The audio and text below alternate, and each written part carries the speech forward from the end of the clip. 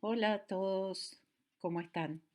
Hoy vamos a hablar de los cromosomas, en particular de los cromosomas en las células eucariotas, que es la segunda parte de nuestra clase 3. Quería comenzar por contarles qué es la eucromatina y la heterocromatina, que son términos que en realidad provienen de la histología, es decir, de la observación de células y los núcleos de las células en un microscopio óptico.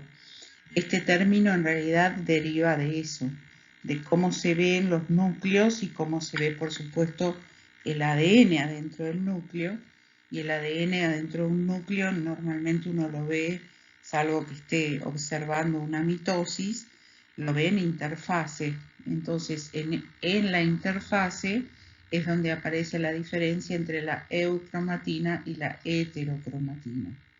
La eucromatina es la que está menos condensada, es decir, relacionándolo con lo que vimos en el primer video, está en un grado de fibra de 30 nanómetros o fibra de 10 nanómetros. Es decir, está muy poco condensada porque se está transcribiendo, está activa. En cambio, la heterocromatina son regiones que no se transcriben, por ejemplo, regiones altamente repetitivas, como pueden ser, bueno, muchas regiones de los cromosomas, incluidos los centrómeros y los telómeros, que se tiñen mucho más fuertemente y se ven como manchas más oscuras al microscopio. A eso se le llama heterocromatina constitutiva, porque es parte de la heterocromatina que siempre va a estar muy teñida porque es siempre la misma. Finalmente, de la heterocromatina facultativa, comentarles que es la condensación o compactación de uno de los cromosomas sexuales, el X, en las hembras, ya que las hembras tienen dos cromosomas X y en cambio los machos tienen solo un X y un Y. Como los genes que hay en el X y en el Y son diferentes, tienen una pequeña parte que es igual, pero el resto son todos diferentes, la hembra tendría doble dosis de esos genes con respecto al macho. Entonces, para evitar eso es que el cromosoma X se condensa fuertemente y al azar, sea el materno o el paterno, en cada célula es independiente. Eso normalmente se conoce o se ve en los núcleos como un corpúsculo muy oscuro que se llama corpúsculo de Barr. Aquí les muestro que la heterocromatina y la eucromatina se visualizan en el núcleo, como les decía. En el núcleo vamos a ver que hay partes muy oscuras, como ven acá, que es la heterocromatina, y partes muy claritas como esta, que es la eucromatina. Si lo relacionamos con lo que vimos en el primer video, acá están los nucleosomas desenrollándose porque esta es una región activa, donde aquí hay factores de transcripción, quiere decir que esto está comenzando la transcripción y a medida que comienza la transcripción esto se va desenrollando gradualmente. En cambio acá lo que vemos son los nucleosomas más compactados, donde aquí por ejemplo hay factores de silenciamiento. Esta sería una región que no se transcribe momentáneamente o no. Así es como vemos la heterocromatina constitutiva en células en metafase, muy teñidas. Esto es una técnica específica para verla, donde se ve bien claramente alrededor del centrómero y de los extremos de los cromosomas, que son los telómeros. Y como les decía, la heterocromatina facultativa, bueno, acá me quedó una rayita que no sé de qué es, se llama corpúsculo de Bari, es esto que se ve bien negro en un núcleo, en todas las mujeres o en las hembras. Esto en realidad se descubrió en las hembras felinas.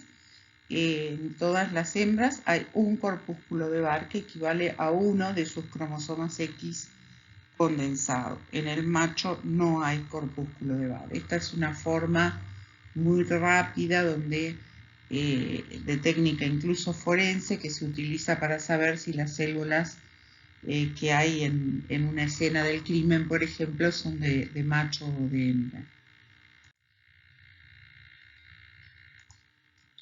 Entonces recordemos que la estructura típica que uno tiene en la cabeza con respecto a los cromosomas se da en la metafase, que es donde los cromosomas alcanzan su mayor grado de condensación. Y tienen varias partes. Esas partes son los centrómeros. Los centrómeros es la región que divide al cromosoma en dos brazos, el brazo P y el brazo Q, lo vamos a ver más adelante. Generalmente el P es el pequeño y el Q es el grande. Las constricciones secundarias o NOR, que son los lugares donde se codifican los genes ribosomales y como están activos hasta el último momento antes de entrar en la división mitótica, son regiones que se tiñen muy poquito, entonces se ven como una constricción, como una región poco teñida, y se lo llama secundaria porque al centrómero se lo llama constricción primaria. Centrómero o constricción primaria. Los telómeros o extremos de los cromosomas, las cromátides hermanas, que surgen del proceso de la duplicación del ADN o la replicación, y satélites que solo están en algunos cromosomas después de una constricción secundaria. Como ven acá, se ven qué morfologías adoptan los cromosomas según los tipos de brazo P y brazo Q que tienen. Este sería un cromosoma metacéntrico, donde el brazo P, que es todo esto, es igual en tamaño al brazo Q. A eso se lo denomina cromosoma metacéntrico. Este sería, en realidad acá dice acrocéntrico, para mí más bien este es un cromosoma submetacéntrico, pero bueno, lo puse, pero después se los voy a mostrar en otras fotos. El brazo P es más corto que el brazo Q, y este sería el caso donde no hay brazo P, es decir, el extremo es el extremo del centrómero y tiene solo un brazo, en este caso es el brazo Q. Estos cromosomas son denominados telocéntricos. Acá repetimos un poco lo mismo, todas las partes de un cromosoma. Esta es una cromátide y esta es la cromátide hermana, es decir, son dos hélices de ADN, una producto de la duplicación de la otra, que permanecen unidas, normalmente a través de la constricción primaria o centrómero. El centrómero cumple aquí una función muy importante porque es donde se van a unir las fibras del cinetocoro, se van a unir a las fibras del uso mitótico, es decir, las fibras que luego traccionan cuando la célula empieza a dividirse y llevan una cromátide hacia un extremo y la otra cromátide hacia el otro extremo. Esto sería todo el brazo, brazo corto o brazo P, todo esto sería el brazo largo o brazo Q, y algunos cromosomas, no todos, algunos tienen una constricción secundaria si es que llevan allí la información de los genes ribosomales. A lo que se ve luego de una constricción secundaria se lo denomina satélite. Esto es lo mismo, otro esquema de un cromosoma metacéntrico, donde el brazo P y el brazo Q tienen el mismo tamaño.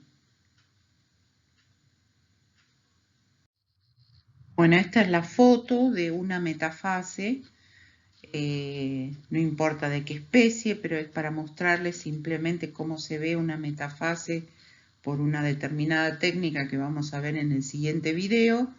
Pero lo que les quería mostrar es las morfologías distintas de los cromosomas.